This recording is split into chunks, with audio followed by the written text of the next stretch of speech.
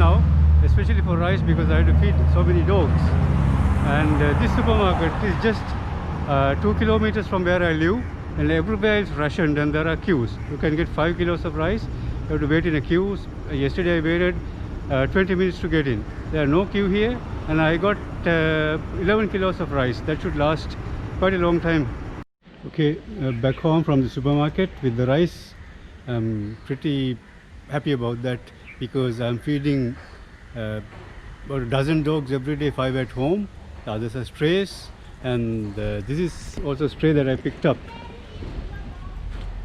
Yeah, that's why the crows don't eat that. He's still very hungry. He's voracious because he's been in the streets. He used to come up the street and ask for food, but all the other dogs chase him away. So he's quite big. He's terrified of the other dogs, and so he moved on to the other section of the town where the restaurants are, but they're all closed now. So I used to give him a meal in the evening, but I could see that he was, having a pretty hard time, and he's a very, very nice dog. And one of our dogs died last week, right here, hit by a motor vehicle. So I thought, why not? Okay, good, they're playing together. Okay, I'm going to work at night, and that's right in front of us is the famous De Soysa Circus, with roads branching off in all directions, taking you to various parts of the city, and it looks a little bit animated, but it's very, I feel it, it's eerie. There is a silence that you feel despite the noise of traffic. There are no pedestrians, and strange enough, I can hear crickets somewhere. There are trees, there are lots of trees around here. That is comforting, because you sense that something is wrong. I'm standing next to the display window of this landmark Odell upmarket fashion store, and it's comforting to see these lights actually, because all around you is a kind of gloom which is hard to describe. It's like as if a single virus has taken you hostage. It's worse than being in a city torn apart by war, being under sniper fire. At least that where that is coming from. But here you have no idea. So I'm cycling to work tonight. Actually I prefer to go at nights, unless I have to go to office during the day for some reason. I prefer to go at night now, because it's warm, but it's less warm than during the day, and you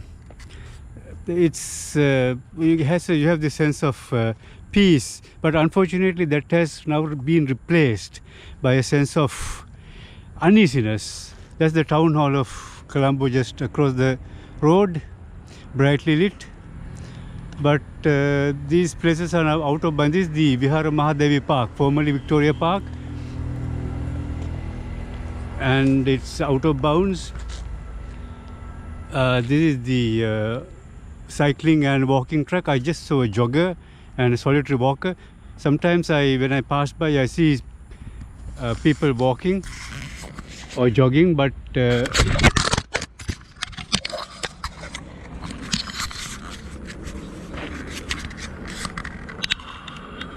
I have never seen a cyclist. I am probably jumpy. I dropped the camera. I can't afford to lose it now. This is the second camera I bought. This is the GoPro supposed to be very tough, shockproof from a height of 10 feet. It's probably 5 feet. Yes, it's working. It's working and recording. So touch wood. There's no wood around to be touched. Yes, my key tag. Okay, touch wood, everything will be okay. But you see, I am jumpy. During the day so much happened. I had to go and look for rice rations, because I have to keep feeding the dogs, and things are accelerating. The curfew area is getting bigger and bigger. Parts of Colombo all around me, then my neighborhood, and today the news that the entire western province, the curfew area has been getting bigger and bigger. my neighborhood, then so many parts of Colombo, about half the city. And from today, the news that in the entire western province where we live will come under curfew. So that's increases your tension. And though people are told not to do any panic buying, all the supermarkets have queues and people are buying what they can, those who have money. So all right, so now I'm off to office now, and hopefully things will get better. But I have been living with dread for months and months now. It eased a little during the past 2 months, and now it's back again to this Thursday, and just had the gas delivered, so that's big relief. The essential services are functioning, there are no problem. Fuel stations are open, so this midnight curfew will last from until Monday, and then they will oversee the situation and decide what to do.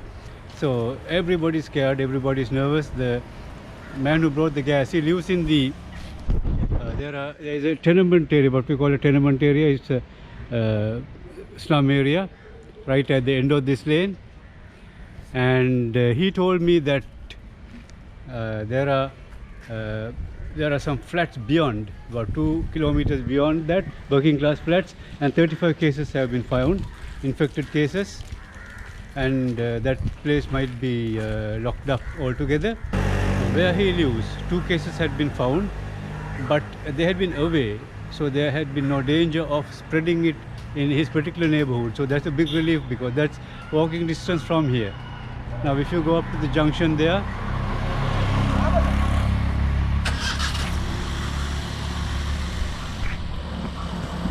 everything seems quiet, but it's also under curfew.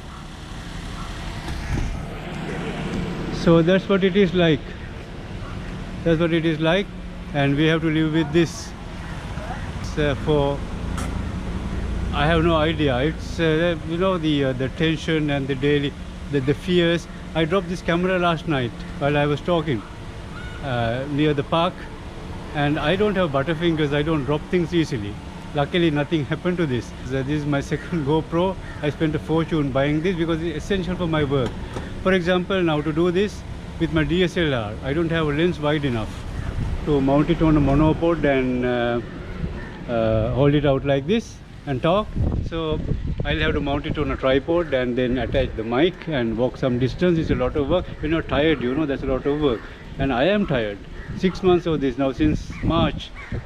The first curfew and lockdown started, and we have been at it.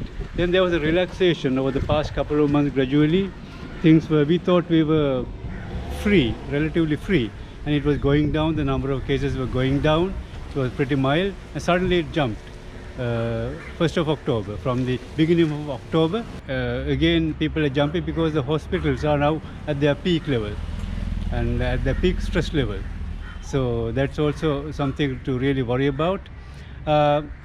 And personally, we all have our personal worries. In my case, it's feeding the dogs. Now, yesterday I was hunting for rice in that street supermarkets. That takes a toll, So that's how things are. But the price, the money you spend, the price of everything has gone up, and I am on 40% salary, 60% salary cut, and that is just is not enough to buy even the essential groceries now.